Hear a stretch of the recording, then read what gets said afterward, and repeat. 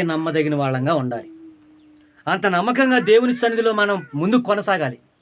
మన విశ్వాసములో ఎక్కడ తొట్టిల్లకుండా దేవుని యందు ఆధారపడి భయభక్తులు కలిగి మనం ముందుకు వెళ్ళాలి. మన దేవుడు నమ్మదగిన వాడు. మనం మాత్రం నమ్మదగిన వాళ్ళంగా మనం బ్రతికితే మనకేం ఒరుగుద్ది? మనమేం పొందుకుంటాం?